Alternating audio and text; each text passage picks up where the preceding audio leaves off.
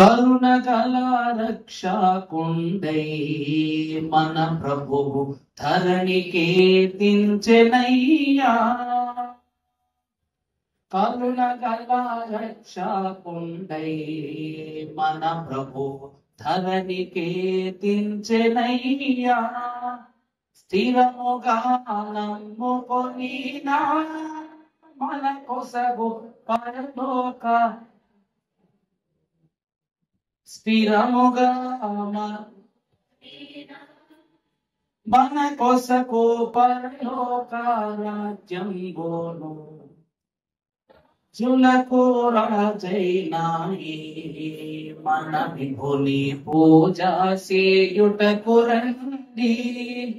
ఈ జయశాలి కరుణా మనకింకా రాజును లేరని. ఈ జయశాలి కరుణా మనకింకా రాజును లేరని. రాజులకు రాజైనాయి మన విభుని పూజ చేయుటకు రండి. దేవుని వాక్యమును ధ్యానము చేసుకుందాము. పరిశుద్ధ గ్రంథములో నుండి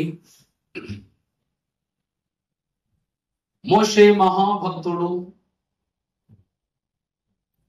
మరి ఒకసారి దైవ ధర్మశాస్త్ర విధానములను రెండవ పుస్తకముగా రచించినటువంటి మరో ధర్మశాస్త్రము ఆజ్ఞల గ్రంథమైన ద్వితీయోపదేశ కాండము 33వ అధ్యాయము 13వ వచనం చదువుతుంది. యోసేపును గూర్చి ఇట్లా నేను మంచు వలన సూర్యుని వలన కలుగు చంద్రుని పుట్టించు శ్రేష్ఠ పదార్థముల వలన పురాణం పర్వతములు శ్రేష్ఠ పదార్థముల వలన నిత్య పర్వతములు శ్రేష్ఠ పదార్థముల వలన సంపూర్ణముగా ఫలించును. భూమికి కలిగిన శ్రేష్ఠ పదార్థముల వలన యెహోవా తన భూమి మీద దీవించును. పొదలో నుండిన వాని కటాక్షము యోసేపు తన మీదకి వచ్చును. తన సహోదరులను ప్రఖ్యాతి నొందిన వాని నడినెత్తి మీదికి అది వచ్చును. చాలు, ప్రార్థన చేస్తూ. దయానిధిమైన మా ప్రియ పరలోకపు తండ్రి, దయగల మా దేవా స్తోత్రములు. అన్ని గోత్రములను గూర్చి మీరిచ్చిన సమయానుచిత జ్ఞానము చేత ఒక్కొక్క దినమును మేము వివరించుకున్నాం. కానీ యోసేపు అంటే చరిత్రలో ఒక నూతన అధ్యాయము.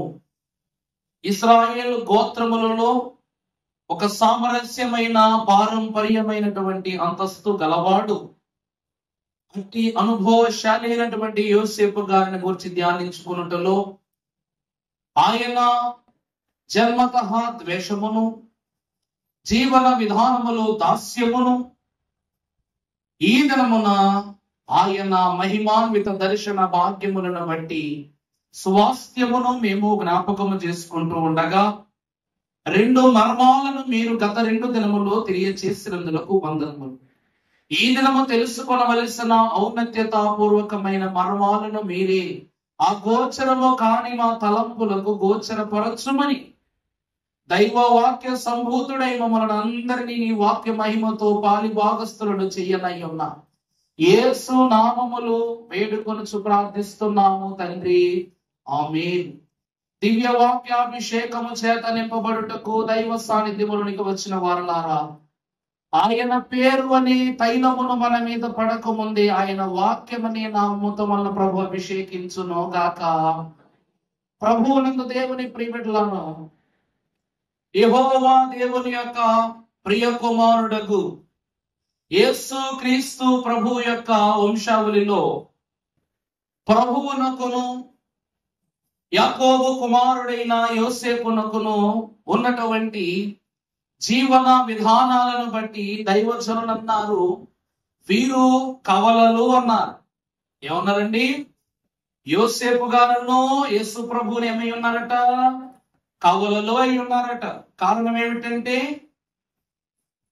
పాత నిబంధన కాలములో ధర్మశాస్త్రమును ఈ లోకమునకు మోషే ద్వారా అందించబడక ముందే యోసేపు గారిలో దేవుని యందు భయము, భక్తి, నీతి, నిజాయితీ అనేటువంటి కొన్ని క్రియలు పనిచేస్తుండేవి.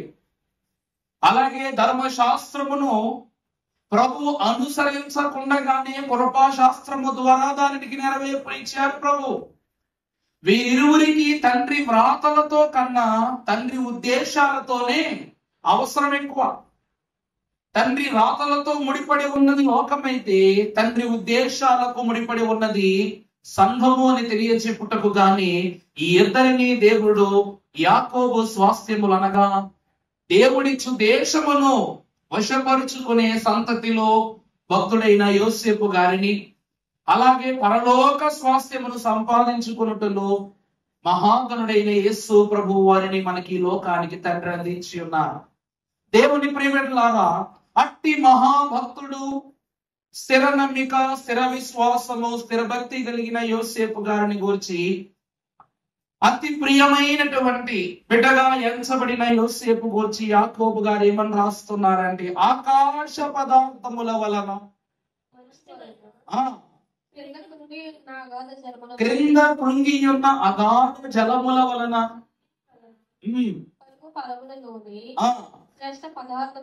శ్రేష్ట పదార్థముల వలన చంద్రుడు పుట్టించు శ్రేష్ట పదార్థముల వలన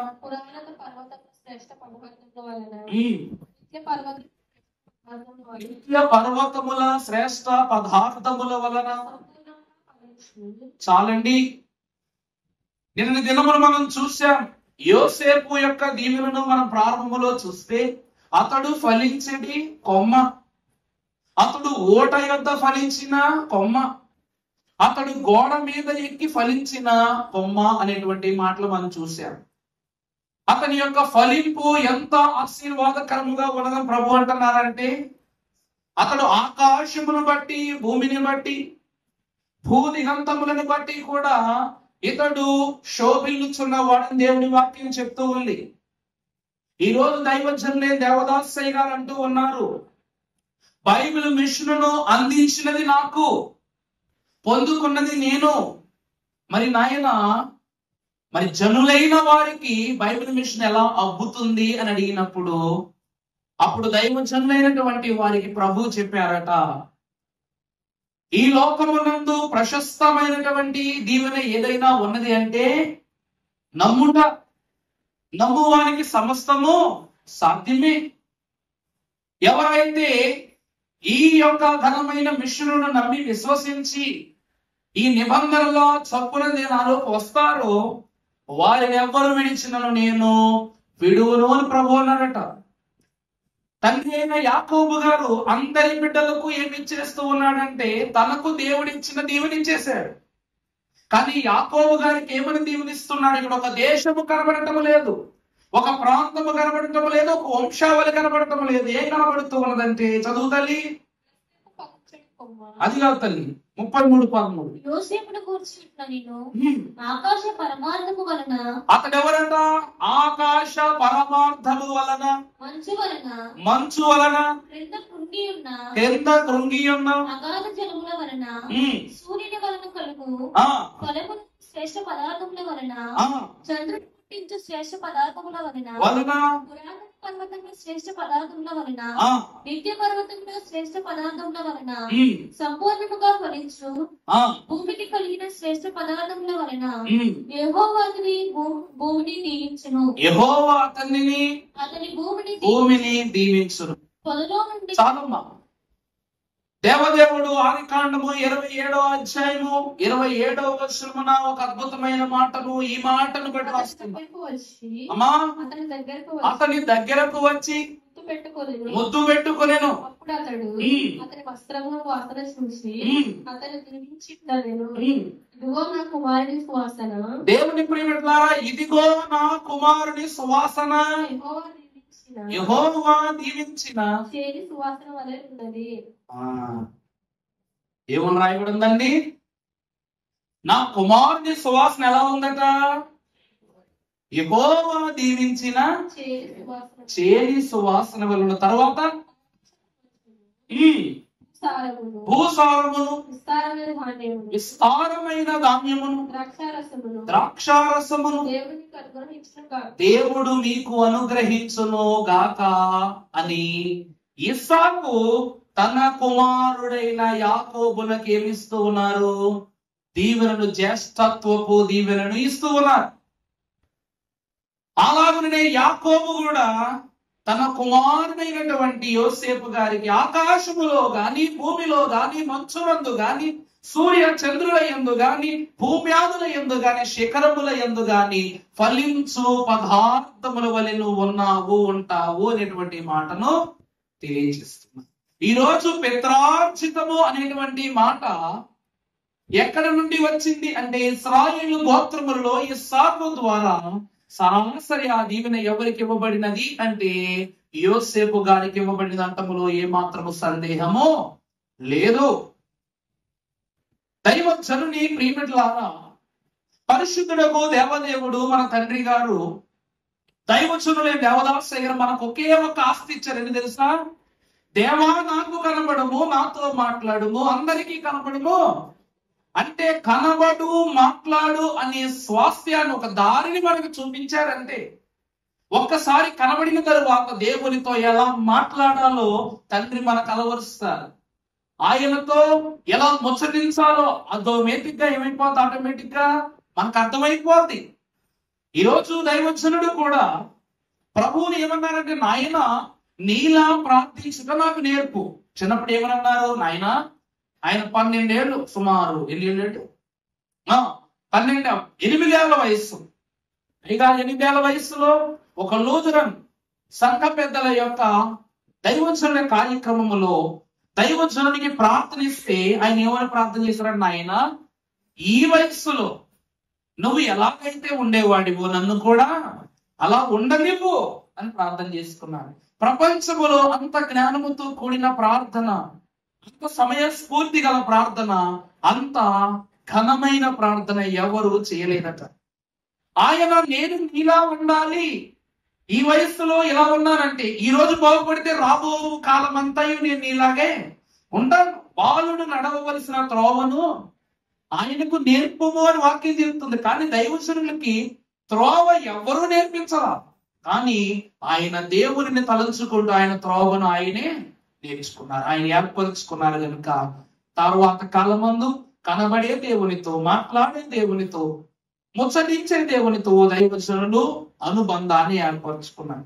ఇక్కడ కూడా యోసేపు క్రియలు ఎలా ఉన్నవి అంటే, యోసేపు యొక్క ఆలోచనలు, యోసేపు యొక్క విధానాలు ఎలా ఉన్నవంటే, తన తండ్రి దగ్గర నుండి నేను ఏ జ్యేష్ఠత్వాన్ని అయితే దొంగలించానో, యాకోబు గారు అనుకుంటారట యోసేపుని దీవిస్తూ, నా తండ్రి నేను నా అన్న అనుకుని ఇచ్చిన దీవెనలు నా అన్నకనిచ్చారు కానీ నాకని ఇవ్వలేదు.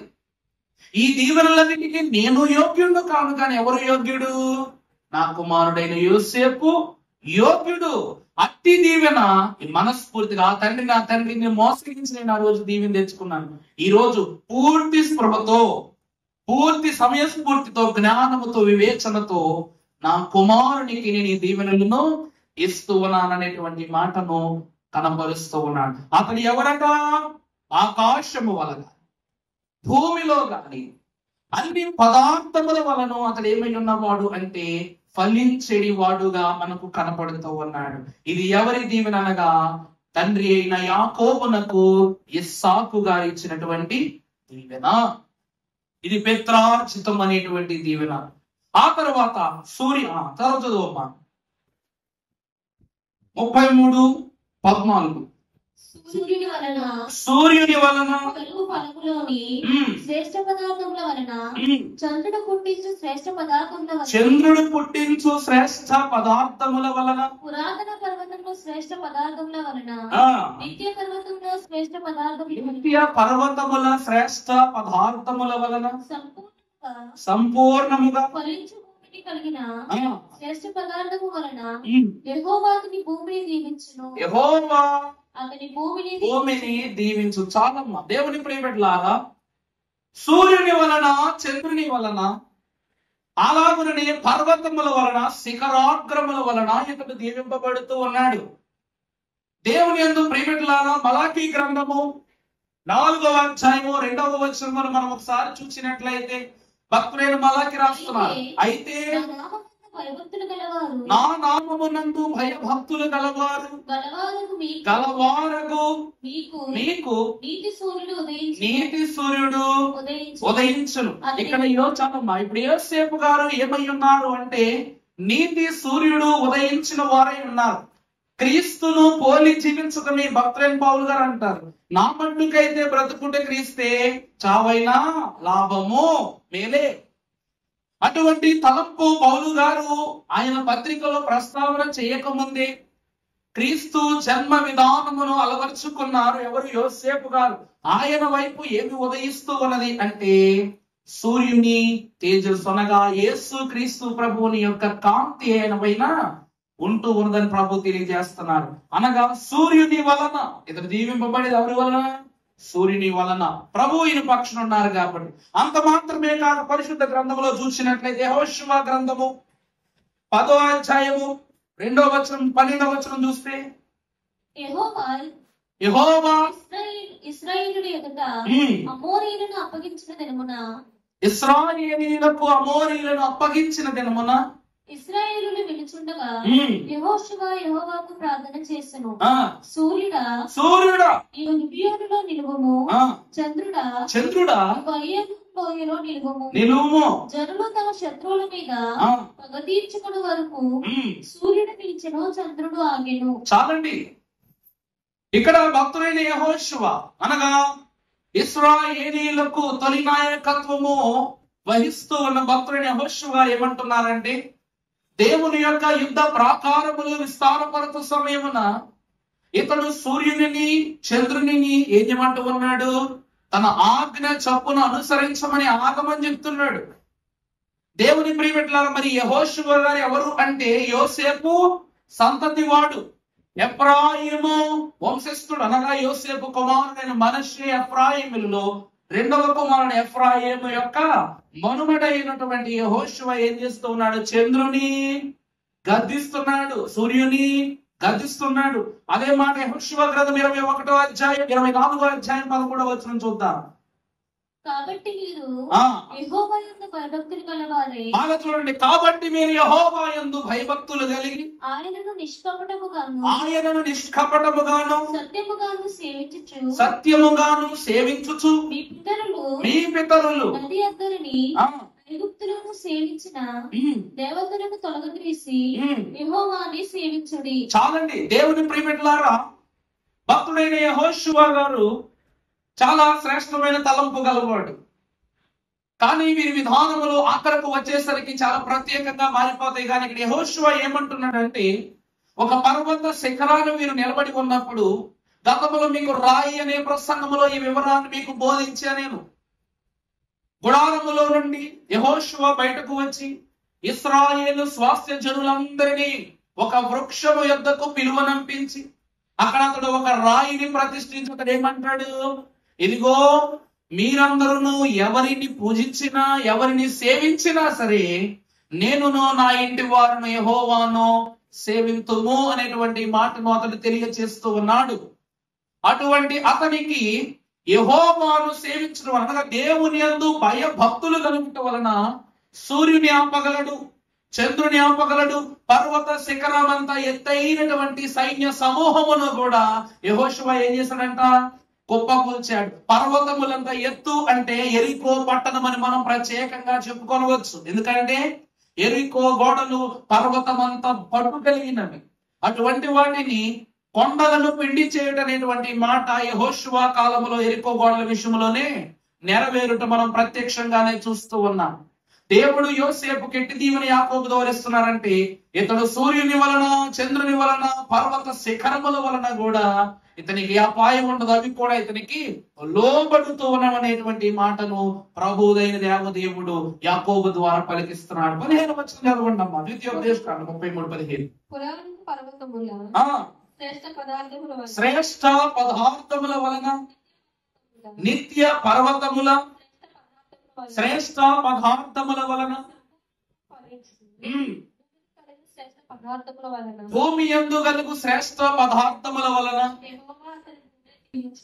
యెహోవా అతని భూమిని దేవుని యందు ప్రియబిడ్డలారా, యోసేపు ఉన్నంత కాలము అన్నలకి కరువు లేదు, యాకోబు కుటుంబానికి కన్నీళ్లు లేవు.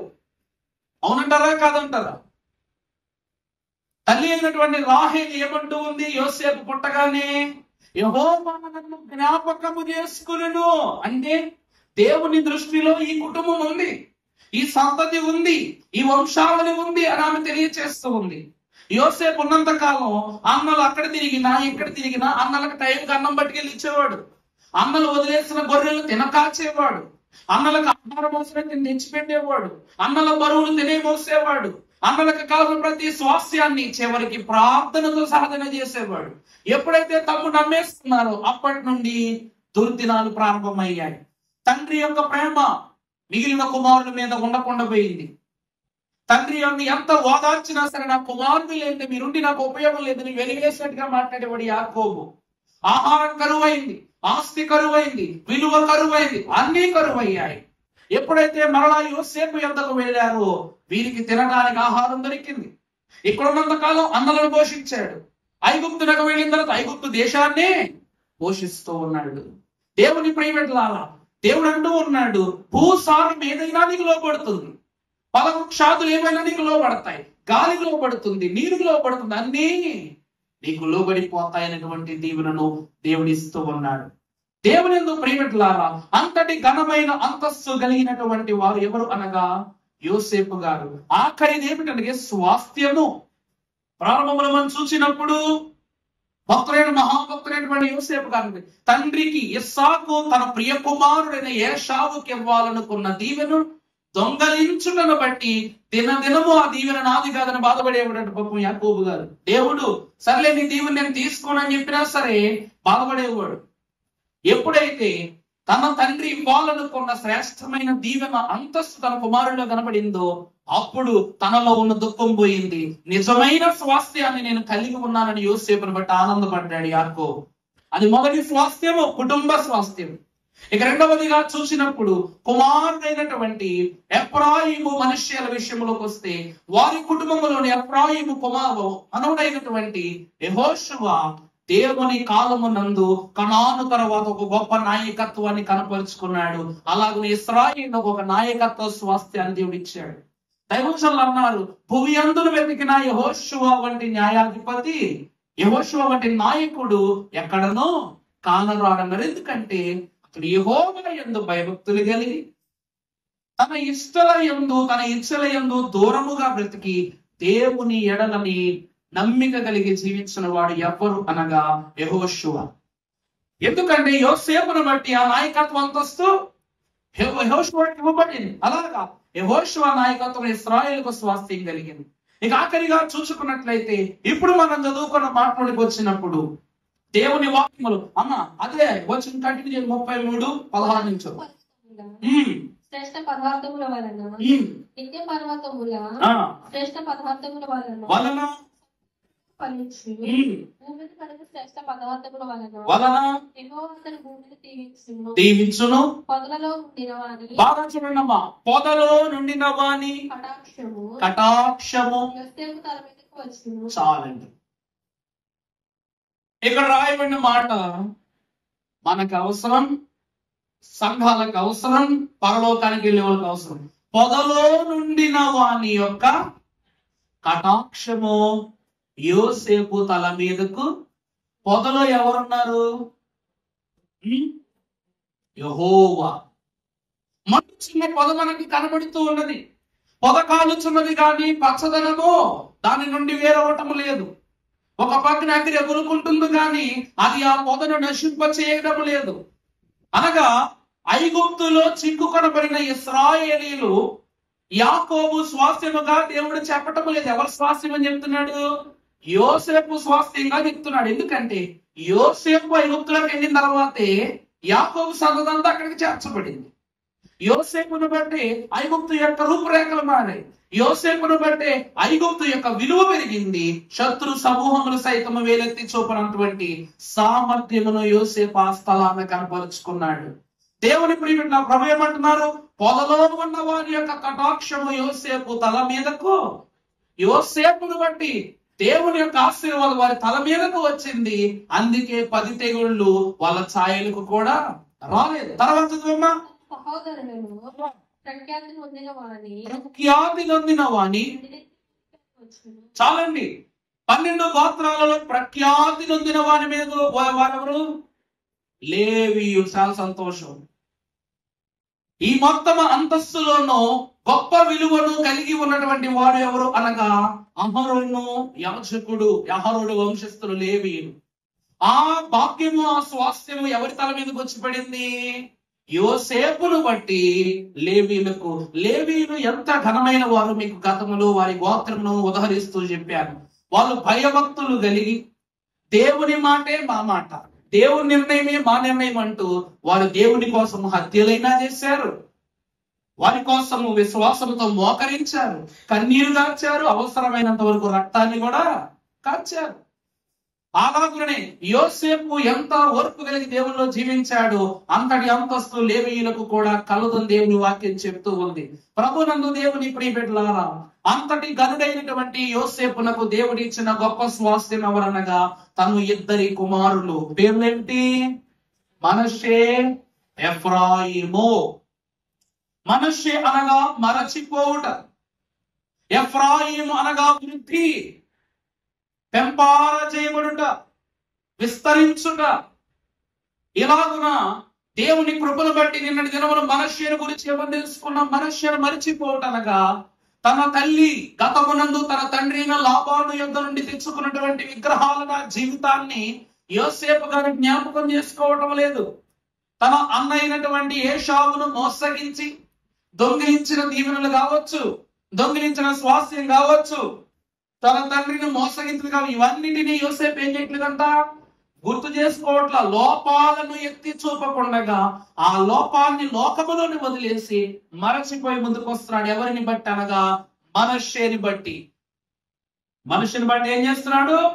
యాకోబును, తన తండ్రిను, తన స్వాస్థ్యము, తన అన్నలైనటువంటి వారు చేస్తున్న పాపక్రియలన్నిటినీ మరచిపోయి దేవుని లోనికి అడుగు వేసిన వానిగా భక్తులైనటువంటి యోసేపు గారు కనబడుతున్నారు. కాబట్టి మొదటి కుమారుడికి మనష్షే అని పేరు పెట్టాడు. రెండవ కుమారుని పేరు ఏమిటనగా ఎఫ్రాయిం అనగా విస్తరించుట. యెహోషువ నాయకత్వంలో ఇశ్రాయేలు జనాంగం అడుగు పెట్టంచోట్లేదు, ఆక్రమించుకోవట్లేదు, అదుపు చేయని ప్రదేశము లేదు.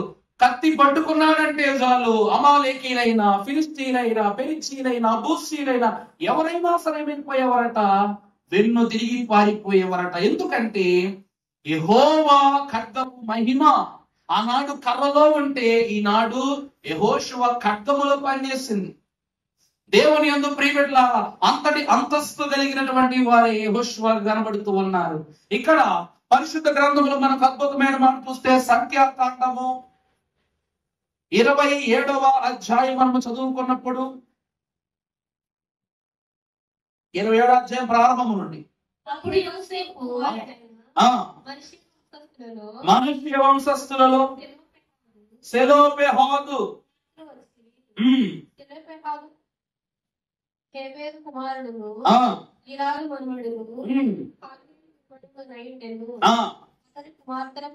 అతని కుమార్తెల పేర్లు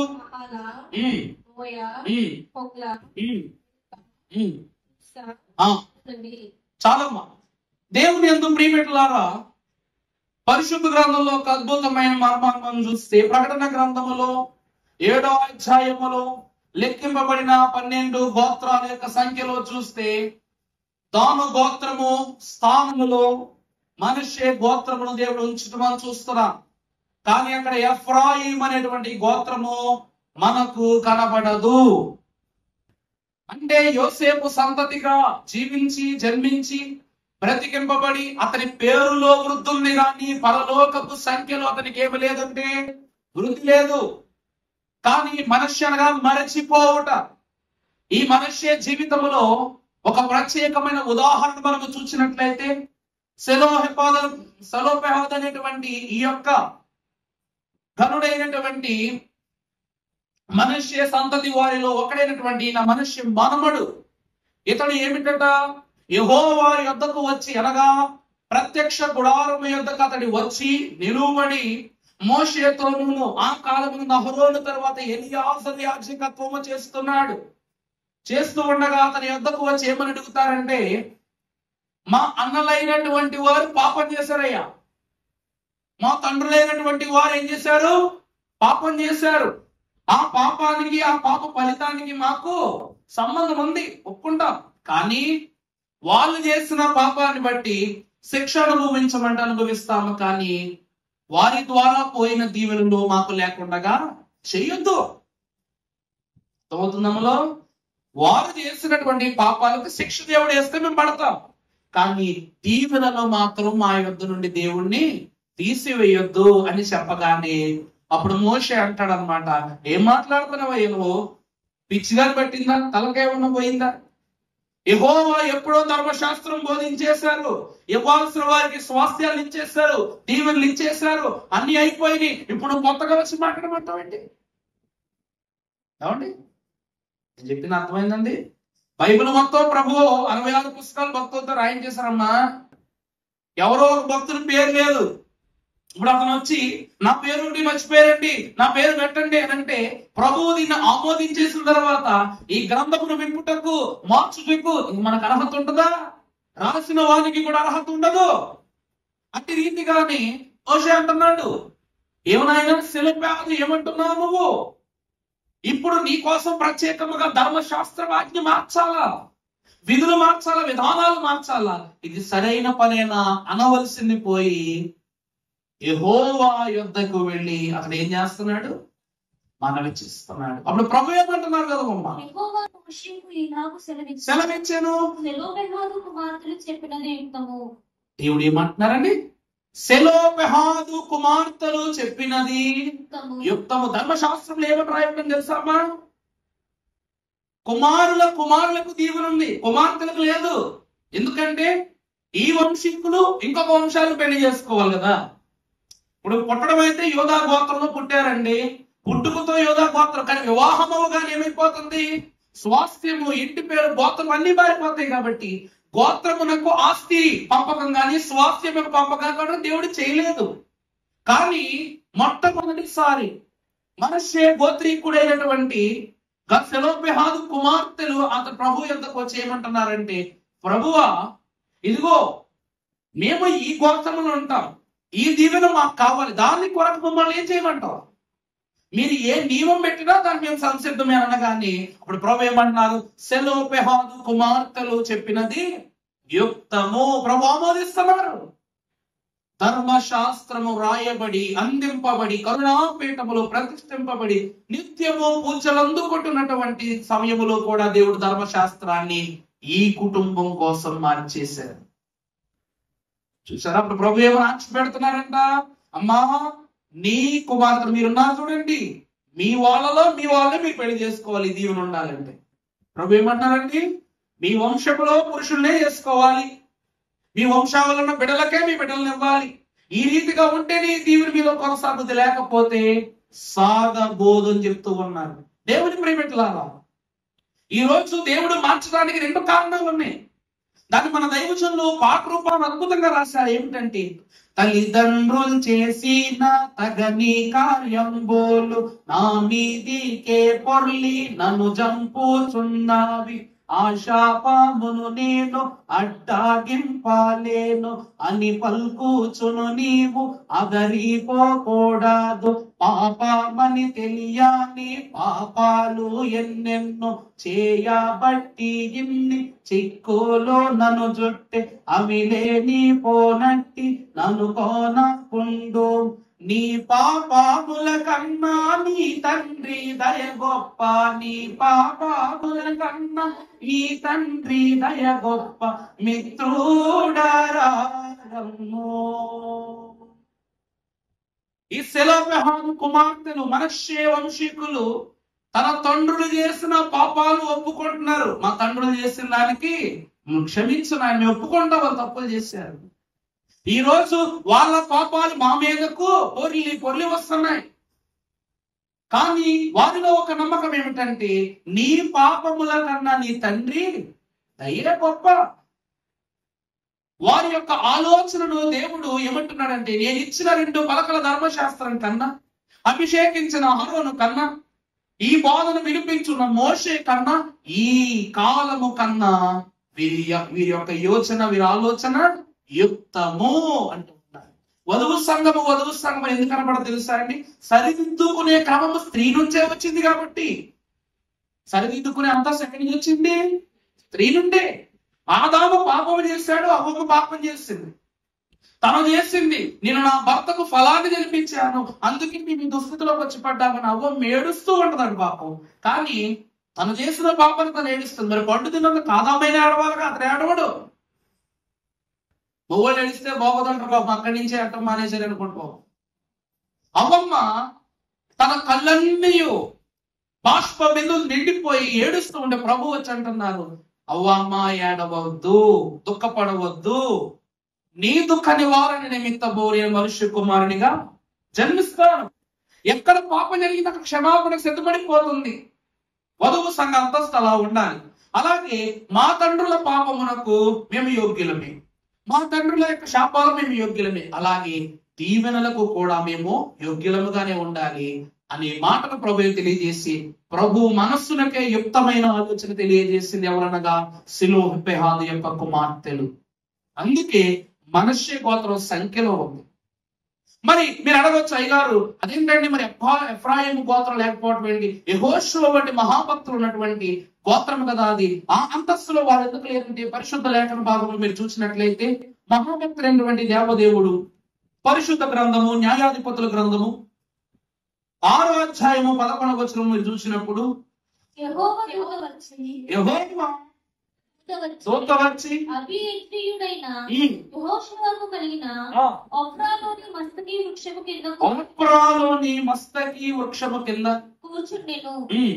యోవాషు కుమారుడైన గిద్యోను మిద్యానీయులకు మరుగై ఉండినట్లు గానుగ చాటున గోధుమలను దొల్లగొట్టుచుండగా యెహోవా దూత అతనికి కనబడి, పరాక్రమ గల బలాఢ్యుడా, యెహోవా నీకు తోడై ఉన్నాడని అతనితో అనగా, గిద్యోను చిత్తమున ఏలినవాడా, యెహోవా నాకు తోడై ఉండిన ఎడల ఇదంతయు మాకేడ సంభవించెను. చాలండి.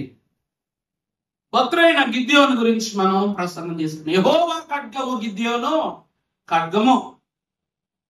ఇతని దూత ఏమని పిలుస్తుంది? పరాక్రమము గల బలాఢ్యుడు అని పిలుస్తుంది.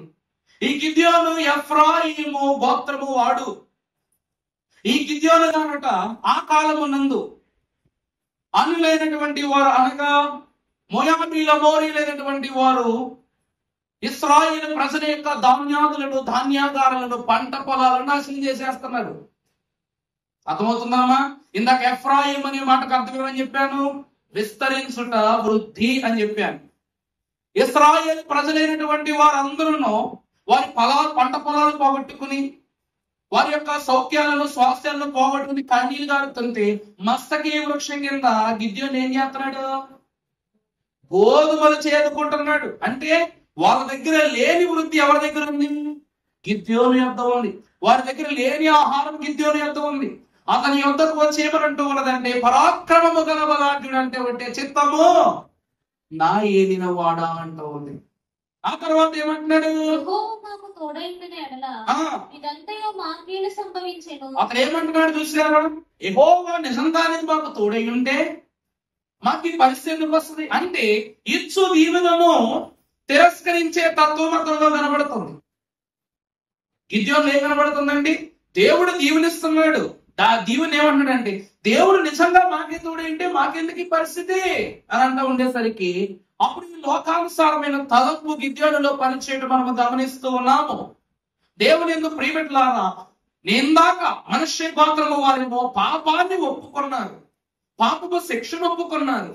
దేవుని ఎదుట తన దీవెనను పొందుకోవటానికి వారి ప్రాణమునైనా ఇవ్వడానికి లెక్క చేయలేదు. వాళ్ళు దేవుడు మీతోనే ఉన్నాడని చెప్పినా సరే, దేవుడు మాతో ఉంటే మాకెందుకు ఈ కష్టాలు అంటున్నారు.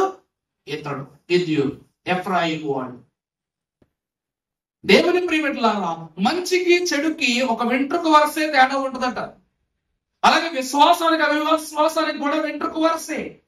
కానీ ఈ 2 గోత్రాల వారికి ఒక మాట తేడాతోనే అటు ఇటు అటు వెళ్ళిపోయింది.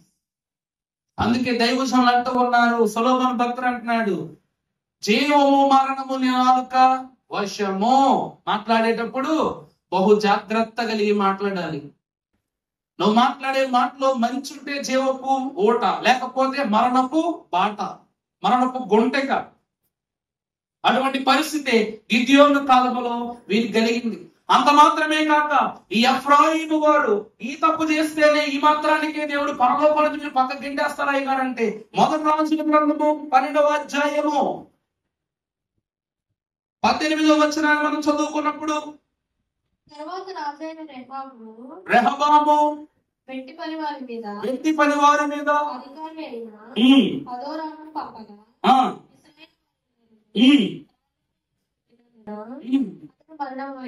అతడు మరణమాయను. దేవుని యందు ప్రియమిట్లారా, సొలొమోను రాజ్యము పరిపాలన చేసిన తరువాత భక్తుడైనటువంటి సొలొమోను గారి తర్వాత అతని కుమారుడైన రెహబాము ఇశ్రాయేలు రాజ్యాన్ని పరిపాలన చేస్తున్నారు. పరిపాలన చేస్తూ ఉన్నప్పుడు తన వారిలో ఒకడై ఉన్నటువంటి యెరోబాము సొలొమోను యొద్దకు వచ్చి తన తండ్రి సాన్నిహిత్యమును, తన తండ్రి యొక్క ప్రతిష్ఠితమును మాయ మాటలతోనూ మాయోపాయములతోనూ ఏం చేస్తాడంటే 10 గోత్రాలను ఎక్కడ తీసుకుపోతాడు, తను వేరొక చోటుకు తీసుకుని వెళ్ళిపోయి అక్కడ వేరే ఇశ్రాయేలు పరిపాలన చేస్తా ఉంటాడు. ఎవరు? యెరోబాము. ఇక్కడ దావీదు సంతతికి అనగా సొలొమోను స్వాస్థ్యముగా ఉన్నటువంటి యోధా గోత్రము వారితో కలిపి ఇతనికి 2 గోత్రాలు ఉంటాయి. ఒకటి యోధా గోత్రం, 2 లేవి గోత్రం. ఇవి 2 ఉంటాయి. మిగిలిన వాళ్ళందరినీ ఎవరు తీసుకుపోతారు? ఈ యెరోబాము తీసుకుపోతాడు. తీసుకుని పోయి మెల్లపి మాయోపాయపు మాటలు చెప్తూ సొలొమోను స్వాస్థ్యాన్ని, దేవుని రాజ్యాన్ని, దేవుని మందిరాన్ని, దేవుని తలాంతులను కూడా ఇక్కడ ఏం చేస్తాడు అనగా పరిపూర్ణంగా నాశనం చేసేస్తాడు. అలాంటి యెరోబాము ఏ గోత్రము వాడంటే ఎఫ్రాయిము గోత్రము వాడు. ఈ ఎఫ్రాయిము గోత్రికుడైనటువంటి యెరోబాము చేసిన పనికి యెహోవా ఎంత కోపగించుకుంటాడంటే మనము చూసినట్లయితే మొదటి రాజుల గ్రంథము 12వ అధ్యాయము 18వ వచనం మరలా చదవండమ్మా. రెహబాము వెట్టి పని వారి మీద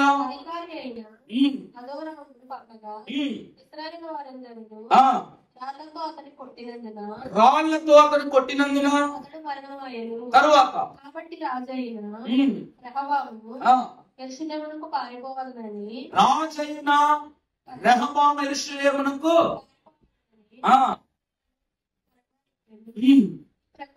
ఈ ప్రకారం ఇశ్రాయేలు వారు నేటి వరకు చూసారా? యెరోబాము చేసిన పని ఏమిటంటే దావీదు సంతతి వారు అనగా దావీదు వేరు చిగురు యేసు ప్రభువారు. దావీదు కోరుకున్న సింహాసనము దేవుని సింహాసనము. దావీదు రాజ్యము చేస్తున్న రాజ్యము దేవుని రాజ్యం. వాక్యం చెప్తూ ఉంటే ఈ యెరోబాము ఏం చేస్తున్నాడంటే దేవుని రాజ్యం మీదకే రాళ్ళు రువ్వుతున్నాడు. ఇతడు చేసిన మొదటి తప్పు దేవుని స్వాస్థ్యమును విడిచిపెట్టటము, తన జనులను దూరపరచటం కూడా. పోయేవాడు ఉరికినే పోయాడా? చాలా మందిని పాడు చేసేసాడు, తీసుకుని వెళ్ళిపోయాడు. ఇది మొదటి తప్పు. అంత మాత్రమే కాక అదే అధ్యాయము 27వ వచనం చదవమ్మా. తన హృదయమందు తలంచి ఆలోచన చేసి 2 బంగారపు దూడలు చేయించి జనులను పిలిచి యెరూషలేమునకు పోవుట నీకు బహు కష్టము. యెరూషలేము బాగా ఇప్పుడు ఏమంటున్నాడు చూడండి.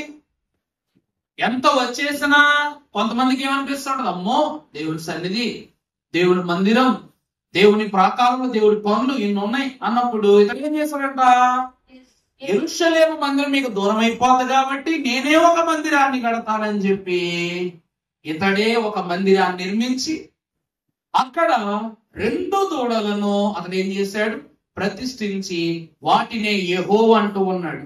అదేమన్నాడండి? దేవుని ప్రేమలా ఇక్కడ మీరు చూస్తే దేవునికి విరోధంగా ఎఫ్రాయిము చేయట్లేదు. దేవునికి విరోధమైన పనులనే దేవుని పేరు చెప్పి చేస్తున్నాడు. అంటే ఏంటి తెలుసా? అది యెరూషలేము కాదు, ఇదే యెరూషలేమని 10 గోత్రాలను తీసుకొచ్చేసాడు. ఇదే యెరూషలేమని దేవుని ఆలయం చూపించి, అలాంటి ఆలయం ఎక్కడ కడతానని ఇక్కడ ఆలయం కట్టేసి ఇదే దేవుని మందిరం, ఇదే యెహోవా మందిరం అంటున్నాడు. ఇవి రెండవ తప్పు. ఇక మూడవది చూసినట్లయితే 31వ వచనం. మరియు అతడు ఉన్నత స్థలములను కట్టించి మందిరముగా ఏర్పరిచి లేవీయులు కాని సాధారణమైన వారిలో కొందరిని యాజకులుగా నియమించెను. ఎంత తప్పు చూసారా, ఎంత పెద్ద తప్పు అండి అది. ఇతను అడిగాడంట లేవీయుల్ని, మీరు వచ్చి ఏం చేయాలి, ఈ ఆలయములో దేవునికి పూజలు నిర్వహించాలి, కార్యక్రమాలు నిర్వహించాలంటే లేవీయులు ఎవరు? దేవుని స్వాస్థ్యం. చదువుకున్నాం కదా, మీరే నాకు స్వకీయ స్వాస్థ్యం అని ప్రభువే చెప్పారు కనుక మేము రామంటే రాము, నేను చేయమంటే చేయమనగాని వీడి యొక్క క్రూరపు ఆలోచన ఎట్ట పని చేసిందంటే, లేవీయులు లేకపోతేనే అని ఉన్న గోత్రాలు ఉన్న వారిని కొంతమందికి సొంత అభిషేకాలు చేసేసి చేరుకొచ్చిన పనులు చేయించేసి పూజలు నిర్వహించేస్తారు. ఎంత తప్పు. ఈరోజు బైబిల్ మిషన్ దాటి మన అయ్యగారి సంఘారాధన పుస్తకాల్లో ఒక క్రమం ఉంటుందండి. రెవరెండ్లు పాస్టర్లను అభిషేకించడం మాట్లాడుతుంది. అభిషేకారాధన, దాంట్లో అభిషేకారాధన క్రమం సంఘారాధన చదివి చూడండి. ఆ విషయం చూసి దేవదాసయ్య గారు సంఘారాధన పుస్తకంలో రాసేశారు కదా అని కొంతమంది పిల్లలు వాళ్ళే అభిషేకించేస్తున్నారు, వాళ్ళే మీ గుట్టింగ్ చేస్తున్నారు, వాళ్ళే దట్టి వేసేస్తున్నారు, సగం అందరికి వాళ్ళే భోజనాలు ఎట్టేస్తున్నారు. అమ్మ కొడుకు పాస్టర్ అయిపోయింది ఏంటి? దేవుని ప్రియమిట్లాగా మహాగణులని మన దైవజనులని దేవుడు సన్నిధి స్త్రీల ద్వారా అభిషేకించాడు. యాజకుడైన అహరోనును భక్తుడైన మోషే తన స్వంత తమ్ముని ద్వారా అభిషేకించాడు. ఇవన్నీ తను తలుచుకోవాలనుకుంటే అహరోనుకి యాజకుడు అవడం కష్టమా, మోషేకి అభిషేకం చేయడం కష్టమా? మరి దేవుని మాటకు వారు చెవియొగ్గి ఎందుకు జీవించారంటే యెహోవా వాసన చాలా ప్రత్యేకం. ఆయన కనుదృష్టి ఎవరి మీద ఉంటుందో వారిని బట్టి దేవుడు ఏర్పాటు చేసుకుంటాడు. కానీ ఇక్కడ యెరోబాము ఏం చేస్తున్నాడు? ఒకటే మాట అన్నారు లేవీయులు, మేము నిజమైన దేవుని రాజ్యమును, దేవుని స్వాస్థ్యమును, దేవుని మందిరమును మేము విడిచిరాం అని చెప్పటాన్ని బట్టి ఇప్పుడు యూదులు లేవీయులు ఇద్దరు కలిసి ఉన్నారు అక్కడ. నిజమైనటువంటి దావీదు రాజ్యములో, ఇజ్రాయెల్ రాజ్యములో. మిగిలిన వారు ఇంతమంది గోత్రాలు ఉన్నాయి కదా, వీళ్ళు ఎప్పుడూ చేయలేదా, వీళ్ళు ఎప్పుడూ చూడలేదా, వీళ్ళనే అభిషేకిస్తారని సొంత అభిషేకం చేసి దేవుని ఎదుట మాయని మచ్చను తెచ్చిపెట్టగాని మరి దేవుడు ఊరుకుంటాడా? ఆ పని ద్వారా ఎఫ్రాయిము గోత్రమునకు దేవుడు ఏం తీసేశాడు? పరలోక సంఖ్య తీసేశాడు. అంత మాత్రమే కాక దేవుని వాక్యం ఏమంటూ ఉంది తెలుసా? ఈ రోజు మనం ఒక మాట చెప్పుకుంటాం, మొదటి వారు కడపటి వారు మొదటి వారు అవుతారంట. ద్వితీయోపదేశకాండ 33వ అధ్యాయము 17వ వచనం ఒకసారి చదవమ్మా.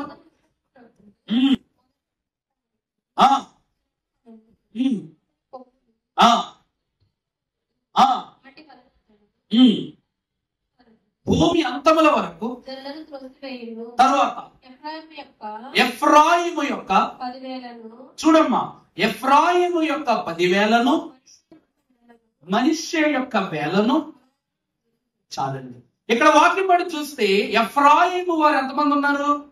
10,000 మంది ఉన్నారు. మనష్షే వారు 1,000 మంది. వీళ్ళు 1000 మంది ఉన్నారు, వాళ్ళు 10,000 మంది ఉన్నారు. ఆఖరికి వచ్చేసేసరికి ఎఫ్రాయిముల నుండి ఒక్కరు కూడా పరలోక సంఖ్యలో లెక్కింపబడలేదు. కానీ 1000 మందిగా ఉన్న వీరు 12,000 మంది సంఖ్యగా పరలోకపు గవినిలోనికి చేర్చబడ్డారు.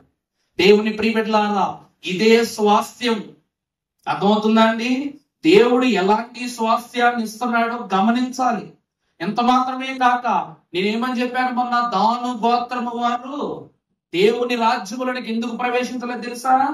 ఈ యెరోబాము కట్టినటువంటి 2 తోడలకు ఒక స్థలము బేతేలు నొద్ద అయితే, 2వ స్థలము గాదు నొద్ద. అంటే బేతేలు దేవుని యొక్క సన్నిధి మహిమ ఎక్కడైతే హోరే పర్వతం జరిగింది అక్కడ ఒకసారి నిర్మించడం జరిగింది. రెండవసారి అదే ప్రదేశంగా మార్చుకుని అక్కడ నిర్మించారు. రెండవ స్థలం కోసం చూస్తే గాదు గోత్రం వారు ఏమంటున్నారు, దాను గోత్రం వాళ్ళు ఏమంటున్నారు, ఇదిగో మా స్థలం ఇస్తాం.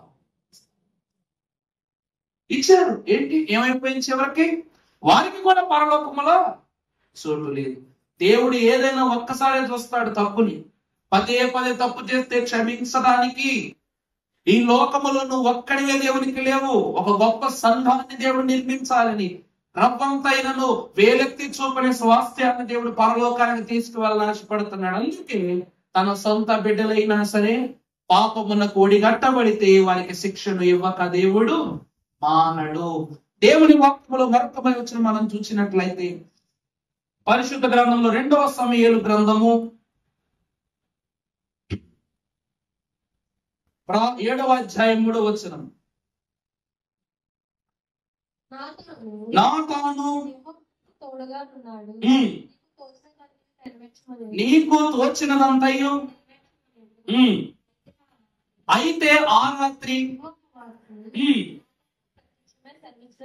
ఏమనగా నీవు పోయి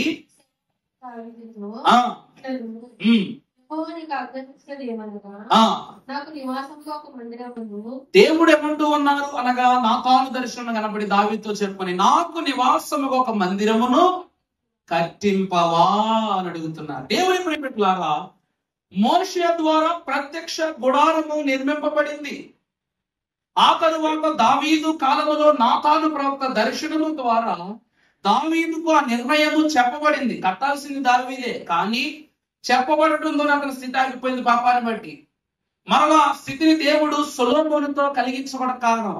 ఈరోజు ఎక్కడెక్కడో బైబిల్ మిషన్లు ఉన్నాయి, ఎక్కడెక్కడో బైబిల్ మిషన్ సేవలు జరుగుతున్నాయి. ఈ రోజు బైబిల్ మిషన్ యాప్ ఓపెన్ చేస్తే, మొన్న ఒక తల్లి గారు, అయ్యగారు నా దగ్గర పుస్తకాలు లేవంటే, అమ్మ బైబిల్ మిషన్ యాప్ ఉందమ్మా అని చెప్పేసి ఓపెన్ చేశారు. ఓపెన్ చేస్తే మేము ఎక్కించుకునే యాప్ పోయి వేరే యాప్ మీద వచ్చింది.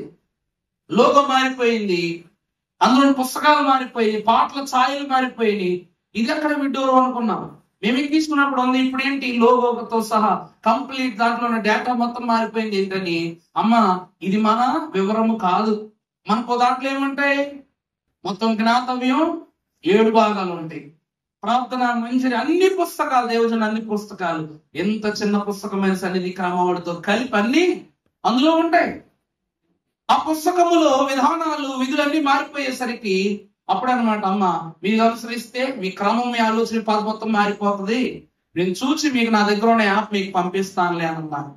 దేవుని ఎందుకు ప్రియపెట్టాలా, ఇది బైబిల్ మిషన్ కాదు అని చెప్పుటకుగా ఎన్నో ప్రయత్నాలు ఏం జరుగుతున్నాయి.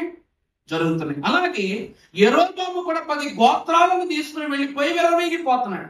దేవుడు యెరూషలేములో ఆయన మందిరము నాకు కట్టించవా అని ఆయన అడుగుతుంటే, మందిరము కట్టబడు సమయంలో దేవుడు మరలా తీసుకొచ్చి ప్రత్యక్ష గుడారం అని అదని ఇదని ఏం చేస్తున్నాడు, దూడ వరుసలోకి మార్చేస్తున్నాడు, గుడారము వరుసలోనికి మార్చేస్తున్నాడు.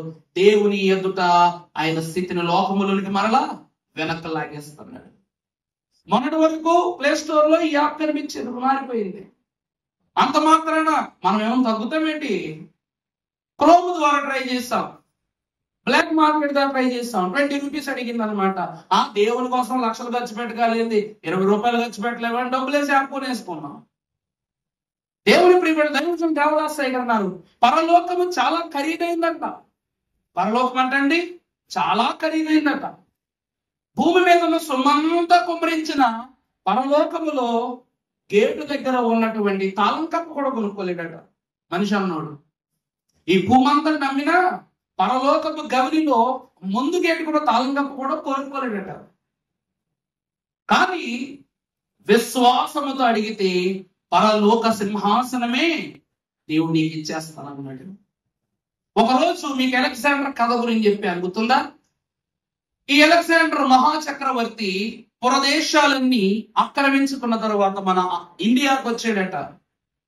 ఇండియాకు వచ్చేసరికి ఆ దారి గుండా ప్రయాణం చేస్తున్న అలెగ్జాండర్ దగ్గరికి ఒక బ్రాహ్మణుడు వచ్చాడనమాట.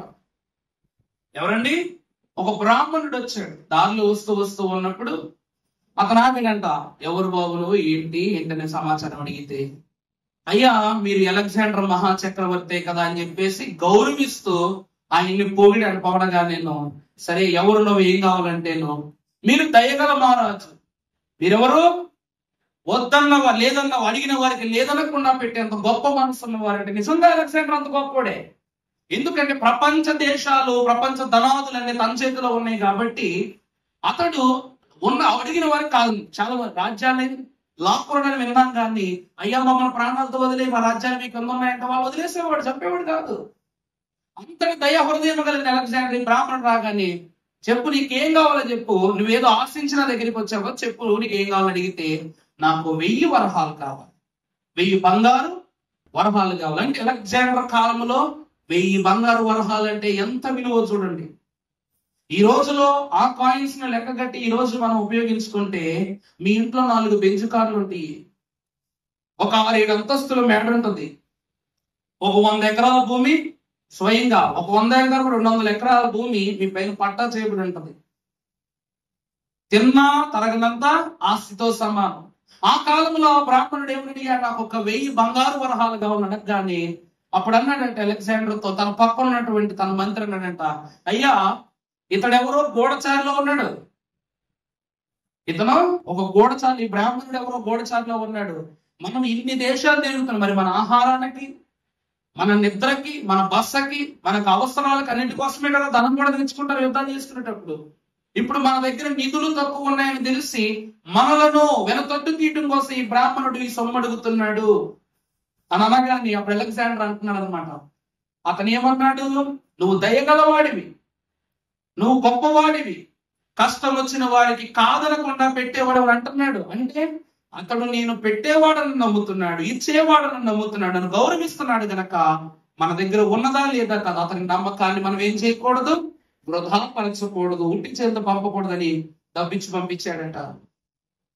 యేసు క్రీస్తు ప్రభువారి యందు ప్రియబిడ్డలారా, సిలోపెహాదు కుమార్తెలు కూడా దేవుని గుడారం యొద్దకు వచ్చి ఇదే కదా అడుగుతున్నారు, ధర్మశాస్త్రమును మార్చావు మాకు తెలుసు ఆయన, ఈ ఆజ్ఞలు మరోసారి ఏమి చెక్కబడవు తెలుసు ప్రభువా, అయినా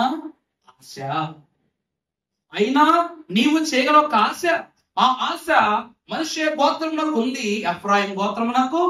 ఇన్ని తప్పులు చేశాం, రాజ్యాన్ని విడిచాం, మందిరాన్ని విడిచాం, గౌరవాన్ని విడిచాం, విలువలు దాటాం, అన్ని దాటాం. ఒకసారి ప్రభుని క్షమాపణ అడిగితే మనకిస్తారేమో అంతస్తుని వారు గౌరవించారా? గౌరవించాలి. అందుకు ఆ ప్రభు ఏం చేశారని ఎవరికి పరలోకపు సంఖ్యలోనే లేకుండా చేశారు. చెప్పబడని మనిషి పరలోకపు సంఖ్యలో ఉంది, విస్తరించుట వృద్ధి చెందుట అనేటువంటి సంఖ్య కలిగిన 1000 సంఖ్యలో ఉన్నటువంటి ఎఫ్రాయిము గోత్రం ఎక్కడికి వెళ్ళిపడింది? కాల గమనములో లోకములోని శూన్యమైపోయి. దేవుని ప్రియబిడ్డలారా, యోసేపు ద్వేషింపబడిన వాడు కానీ దేవుని చేత స్వీకరింపబడిన వాడు, అది ద్వేషము నుండి స్వీకరణ. రెండవది దాస్యములో బ్రతికాడు, దాస్యములో నుండి బ్రతికినను దొరలా బ్రతికాడు. మూడవదిగా చూస్తే తన బిడ్డలైన వారికి దేవుని భయాన్ని చెప్తూ ఎక్కడెక్కడో ఉన్న ఊర్లు పేర్లు స్వాస్యంగా ఇవ్వలేదు, దేవుని భయమును భక్తిని ఏం చేశాడండి స్వాస్యంగా ఇచ్చాడు. 2 కుమారుని తీసుకుని వెళ్ళి కుడి చేతి వరుసలో ఒక కుమారుని తీసుకున్నాడు, మనష్యని తీసుకున్నాడు. ఎడమ చేతి వరుసకేమో ఎఫ్రాయిమును తీసుకున్నాడు. ఇదిగో ఈయనే నా దేవుడు, ఇద్దరికి సమానంగానే చెప్పాడు. నన్ను కాపాడిన దేవుడు ఈయనే, నన్ను బ్రతికించిన దేవుడు ఈయనే, నన్ను బలపరిచిన దేవుడు ఈయనే. ఇద్దరికి ఒకే బాధ చేశాడు. వీడు ఎన్నాడేం లేదు. మరి తప్పెవరిది? విన్నవాడు శ్రేష్ఠుడయ్యాడు, విననివాడు భ్రష్టుడయ్యాడు. దేవుని వాక్యం సెలవిస్తూ ఉంది. ఇప్పుడు 2 వరుసలుగా కనబడుతున్నారు. ఇందులో ఇక్కడ వినేవాళ్ళు ఉంటారు, విన్నోళ్ళు ఉంటారు, ఇక్కడ వినేవాళ్ళు ఉంటారు, విన్నోళ్ళు ఉంటారు. ఒక సంఖ్య లాగా దేవుని సన్నిధిలో ఈ సంఖ్య ఇటు ఈ సంఖ్య ఇటు మారిపోవచ్చు, లేక 2 సంఖ్యలలోను తారుమార్లు జరగవచ్చు. దేవుని ప్రియబిడ్డలారా, యోసేపు వినేవాడు ఉన్నాడు కాబట్టి దేవుడు యెహోషువ. ఇప్పుడు మీరు అడగొచ్చండి, అంటే గారు అంటే ఎఫ్రాయిము నుంచి ఎవరు వెళ్ళరంటారా? ఎఫ్రాయిములోనికి వంశం నుండి ఇంకెవరు వెళ్ళటానికి లేదా, పరలోకానికి వెళ్ళటానికి లేదా అంటే ప్రకటన గ్రంథం 7వ అధ్యాయము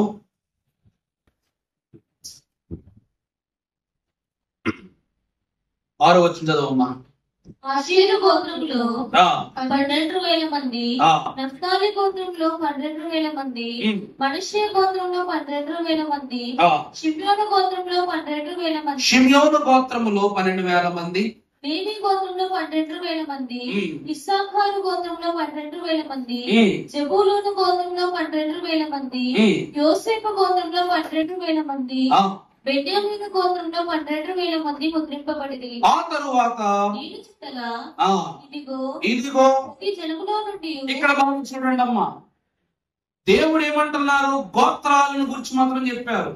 విడనాడబడిన జనములను గురించి మనం ప్రస్తావన చేస్తున్నాము కనుక ఆ జనములలో నుండి, ప్రతి వంశములో నుండి, ప్రజలలో నుండి, ఆయా భాషలు మాటలలాడు వారిలో నుండి వచ్చి బాగా చూడండి, ఎవడును లెక్కింపజాలని గొప్ప సమూహమును కనబడిను. వారు తెల్లని వస్త్రములు ధరించుకున్నవారై ఖర్జూరపు మట్టలు కట్టుకుని సింహాసనమునందు నిలబడి సింహాసనాసీనుడైన మా దేవునికి గొర్రెపిల్లకును మా రక్షణకై స్తోత్రమని మహాశబ్దముతో ఎలుగెత్తి చెప్పిరి. చాలండి. దేవుని ప్రియబిడ్డలారా, ప్రభు తెలియజేస్తూ ఉన్నారు.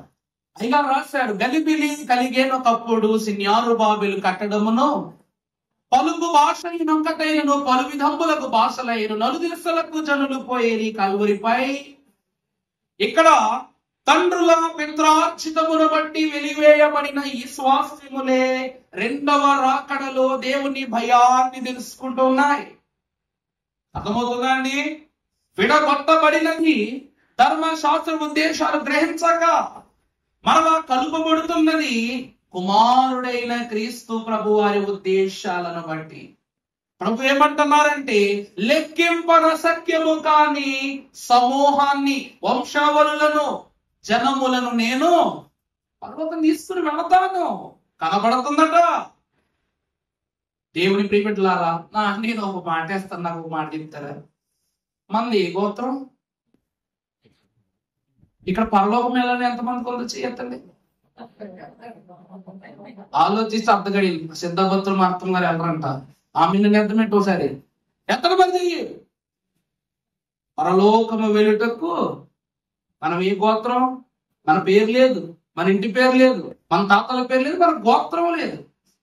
మరి మనం ఎందుకో సిద్ధపడిపోతున్నాం? మనలాంటి సిద్ధపాటి ఎఫ్రాయిము గోత్రం వారికి ఉంది, మనలాంటి సిద్ధపాటి దాను వారికి ఉంది, గాదు వారికి ఉంది. వీరు చరిత్ర పుస్తకములో లేకపోవచ్చు కానీ ప్రభువు యొక్క పరిశుద్ధ మహిమ జీవ గ్రంథములో మాత్రం లెక్కింపబడిన వారి. మనమందరం అంతే. ఈ ప్రపంచానికి ఇశ్రాయేలు మాత్రమే ప్రత్యేకమని చెప్తారు కొంతమంది. అబచా, మరి ఇక్కడి నుంచి ఇజ్రాయేల్ దేశం పనులు చేసిన వాళ్ళు ఉన్నారు, ఇజ్రాయేల్ దేశం వేరే దేశాలకు ఉద్యోగాలు చేసిన వాళ్ళు. మా పరిస్థితి ఏంటి? రాకడగా దేవుని యొక్క కను దృష్టి, కరుణా కటాక్షం ఎవరి మీదకు వెళ్ళిపోతుందో వాళ్ళందరూ ఏమైపోతారంటే క్షణకాలములో ఎగిరి ఎగిరి వెళ్ళిపోతారు. ఇందాక చెప్పాను కదా, ఎక్కబడటానికి సంసిద్ధము కాని మనిషికు దేవుడేమో సంచరించాడు. ఎక్కే అన్ని దారులు ఉన్నటువంటి ఎఫ్రాయిముకు మాత్రం లెక్కింపు లేదు. కడపటి వాళ్ళు మొదటి వాళ్ళు కడపటి వాళ్ళు. మనం వెనకాల వచ్చాం, ముందుకెళ్ళిపోయే రోజు దగ్గరలోనే ఉంది కనుక దేవుని ప్రియబిడ్డలారా, ఇదే స్వాస్థ్యం. యోసేపును బట్టి 3 భాగాలు చెప్పారు. జన్మతః అన్నల దగ్గర వెనకబడిన యోసేపు, ఆ తర్వాత ఐగుప్తులో దాస్యాన్ని పొందుకున్న యోసేపు, తర్వాత పరలోకపు స్వాస్థ్యాన్ని సంపాదించుకున్న తన వంశావళిని ప్రతిష్ఠించిన యోసేపు. అక్కడ 2 గోత్రాలు. యోసేపు గోత్రము ఉంది, రెండవది పెద్ద కుమారుడైన మనష్షే గోత్రం కూడా ఉంది. తండ్రి జీతము, కుమారుని జీతము.